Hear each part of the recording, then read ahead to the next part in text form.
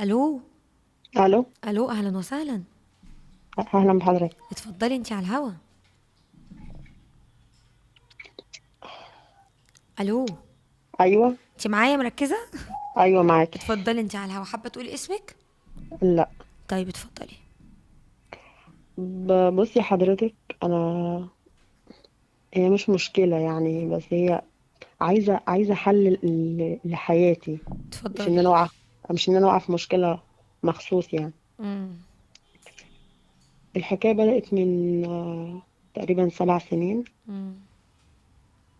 كنت في المدرسه، شخص حبني وحبيته. بعد ما خلصنا الثانوي كنت في تجاري. امم. بعد ما خلصنا اتقدم لي، امم. ما حصلش نصيب. تقدم لي كذا مرة تاني برضو ما حصلش نصيب. اهلك بيرفضوه؟ اه. ليه بقى؟ مش عارفة أسباب ما كانتش مقنعة، وساعات من غير أي سبب، هو كده كلام كده يعني. امم. فالمهم في الآخر حصل نصيب، ناس اتدخلت وحصل نصيب واتجوزت. امم. كل بقى الكلام اللي بيتقال في الخطوبة والوعود والحاجات دي كلها راحت دابت. بالظبط اه. تكاد تكون مش موجودة. امم. جه أطفال ومشاكل زادت يعني ايه بقى وحوارات. العيوب اللي انت شفتيها او اكتشفتيها؟ كل الوعود اللي وعدني بيها ما ايه حصلتش. الوعود اللي بيوعدك بيها؟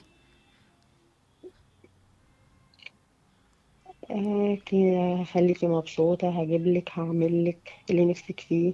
الكلية هتكمليها ما كملتهاش. الأولاد هيبقوا مش هيعملوا ما بيننا مشاكل ولا حاجة. عملوا كتير.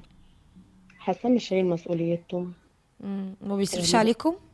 لا لا، إلا المصاريف، لا بيصرف بيديني كل حقوقي اللي هي الماديات والحاجات. إنما اه. معنويا مش شايل مسؤوليتنا خالص. سايب لك انت بقى الام اللي تربي؟ بالظبط. طب مش يمكن هو غصب عنه؟ لان زي ما انت بتقولي انت في كذا طفل فهو مسؤوليتهم، بيقعد اليوم كله بيشتغل. لا مش معايا كتير، هما اتنين. اه ما شاء الله. ماشي، بس انت عارفة الظروف اللي دلوقتي كلنا بنمر بيها والاسعار والغلا، فممكن يكون سبب في انه مش قادر يركز وسايب لك انت بقى فكرة التربية.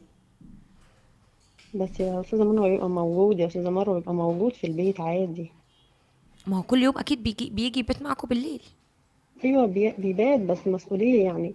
ولد عمل حاجه غلط، بص عمل ايه، ما بيردش.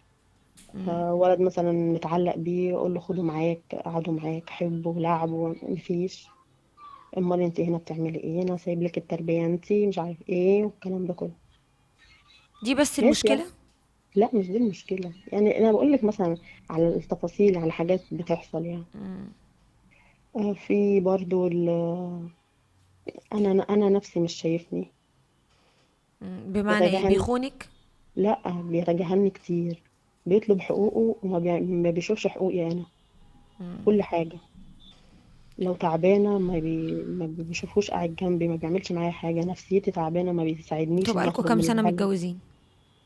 6. بقاله قد ايه متغير؟ حوالي 4 سنين. طيب انا شايفة ان انت مشكلتك دي مشكلة بيوت كتير قوي. يعني ما في انا في فاهمة. بيوت كتير انا قوي كده. بالعكس فاهمة انت والله. عندك اوبشن ان الراجل كويس بيصرف عليكم. ده في طب ستات بقى بتعاني كمان ان جوزها ما بيصرفش. لا، هو صراحة بيصرف عليا كل حاجة، بس مؤخرا بقى اللي جد وده اللي تعبني جدا. اه. بدأ لسانه يطول كتير، بقى يمد ايده كتير. اه.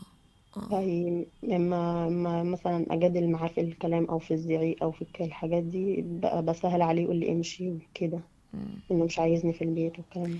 طيب خلينا برضو نقول ان انا مش حابه خالص فكره مد الايد ولا التطاول، لان ده هيبقى اسلوب حياه. فلو ده حصل لازم برضو يبقى في وقفه منك، ولازم تكبري الامر. ولكن قبل بس ما تعملي ده، اسالي نفسك سؤال: انت شايفه انك وسيله ضغط لجوزك ولا وسيله راحه؟ انت ست بتقدري تريحيه، ولما بيدخل البيت بيرمي الهموم بره عشان يرتاح في البيت، ولا لما بيدخل البيت بيتحط فوق همه همين؟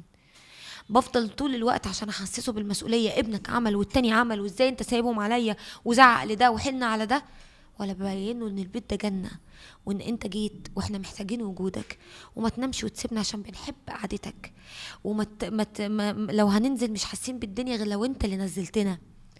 انهي اسلوب اللي بتتكلمي بيه معاه؟ والله قلت نفس الاسلوب ده، يعني وجودك بيفرق معايا. خليك مم. قاعد معانا، اتكلم معانا كويس، شوف مشاكلنا ونتكلم مع بعض نحلها، الكلام ده شاكة ان كله. ممكن يكون دخل حد في حياته؟ لا. طيب، يعني هو الحمد انا هو لله.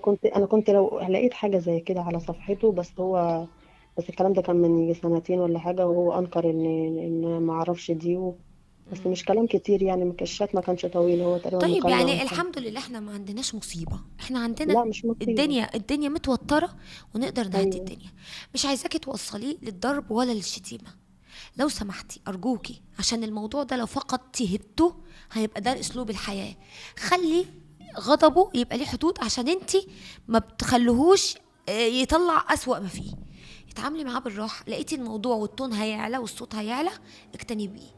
خلي ممكن تقدري تخصميه باليومين تلاتة، لكن ما توصليش الأمر انك تتشتمي وتتضربي وتقعدي. اصلك ما اتشتمتي واتضربتي وقعدتي في البيت هيبقى ده اسلوب حياة. تمام. فعلا، ما هو انا حاسه ان انا طيب بقفل دي الولد. ده رقم واحد. تاني حاجة، ابتدي قولي لنفسك وسمعي ودنانك كده: انا الراجل ده اتجوزته وكنت بعاند وبقول للدنيا كلها هو ده اللي انا عايزاه، يبقى ده باكج هاخده زي ما هو، بحلو وبمره. مشكلته لما بيتشغل في الشغل او مسؤوليته كبيره فرامي عليا، خلاص اكون انا قد المسؤوليه. ولو عايزه اشاركه بحاجه لاولادي، يبقى في وقت لطيف ولادي نايمين، الدنيا هدوء، اقعد انا وهو لوحدينا في ساعه صفا، في ساعه من اللي بتجمعنا لقاء طبيعي زي اي زوج وزوجه. اتكلم: انا محتاجه لك، محتاجه تعمل كذا مع الولد الفلاني، البنت محتاجه كذا، انا قلت لها لما بابا يجي هنقول كذا. خلي فيه ود وخلي فيه رحمه في الحوار، واتكلموا مع بعض بالراحه. لان الحمد لله انت ما فيش في حياتك مشكله من المشاكل اللي تخلينا نقول لا لا لا ده ما تكمليش. لا، الحمد لله. الحمد لله ان هو ما بيخونكيش، بيصرف عليكي، راجل الحمد لله نوعا ما انسان محترم وكويس وصاينك وبيصون عياله وبيصرف عليهم. انا لما بتجيلي واحده تقول لي ده ما بيصرفش عليا، بقول لها لا. في كومنت عجبني قوي امبارح حبيت اقوله لحضراتكم. كومنت الواحد كاتب لي في الفيديو اللي انا كتبته، بيقول لي: يا استاذه مروه، ليه بتحكمي على كل راجل مراته بتصرف عليه؟ يعني اي راجل مثلا بيبقى غصب عنه عنده ظروف ومراته بتصرف، يبقى هو مش راجل.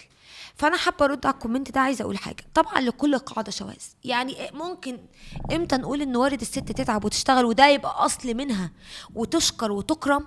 لو الراجل ده عاجز مثلا، يعني ربنا يا رب يعافي الناس كلها، لو الراجل ده عاجز عنده عاهه مستديمه، ساعتها الست تكرم ومن اصلها الطيب لو ارسلها قرشين بتصرف منهم، لو بتشتغل شغلانه بتصرف، لانه عاجز وقضت معاه خير وشافت خيره وعاشوا مع بعض شويه وشافت خيره وشافت قد ايه كان كريم معاها. بس حصل له حادثه، حصل له عاهه مستديمه، كان ماشي بعربيه اتقلب بقى مش عارف يشتغل، ماشي. لكل قاعده استثناء.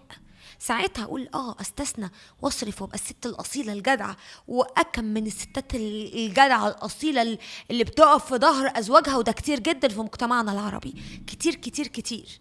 الست بالذات المصريه من الستات الحموله اللي بتشيل قوي قوي قوي، وبتبقى مع الزوج وبتشتغل وتحط مرتبها وتقول له حط مرتبك، وما يهمهاش تقول لك المهم نربي عيالنا، وده كتير قوي. فانا بقول لكل قاعده شواذ او لكل قاعده استثناء. مش بقول ان لو الراجل عنده عاهه او عنده مشكله ان الست تتخلى عنه ابدا، بس بتكلم في الاصول، ما تكونش هلف كده وزي البغل عفوا، وما فاكش اي حاجه وبخيرك وبصحتك وبتشرب مخدرات ولا بتشرب سجاير، واهم حاجه السجاير اهم من اي حاجه في الدنيا، وتيجي تقول لمراتك فين مرتبك؟ هاتيه يا حبيبتي انا عايزه، انت مالكيش انك تبقي معاكي فلوس، اصرفي على البيت انا مش قادر اشتغل. لا، ده انت مصيبه بقى سودة، ده انت بلوى، ده انت تروح تموت نفسك، لان انت ما فيكش حاجه. طيب في حاجه تانية عايزه اقولها لحضراتكم. كان في مكالمه، يا ريت صاحبه المكالمه تكون سامعاني، ارجو يا رب يا رب تكون سامعاني.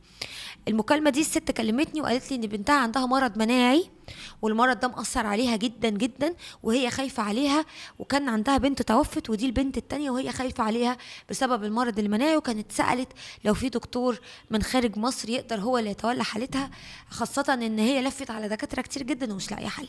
في دكتور جزاه الله خيرا تواصل معانا، وهو دكتور مناعة، دكتور كبير جدا ومشهور جدا وشاطر جدا وبيسافر بره مصر وحابب يتواصل مع الحالة. لكن للأسف أنا بعتذر جدا من كتر الأرقام، أنا مش عارفة أطلع الرقم، معرفتش اطلع الرقم، ولا انا ولا فريق الاعداد ولا المخرج ولا اي حد. حاولنا كتير جدا بس مش عارفين نطلع الرقم. لو صاحبة المشكلة سمعاني ارجوكم تواصلوا معانا، تواصلي معايا تاني، تواصلي مع فريق الاعداد تاني، هنوصلك بالدكتور لانه قايل انا عايز اساعدها لوجه الله وهيساعدك ويحاول يبقى سبب في شفاء بنتك. فبرضه حبيت اقول المعلومة دي.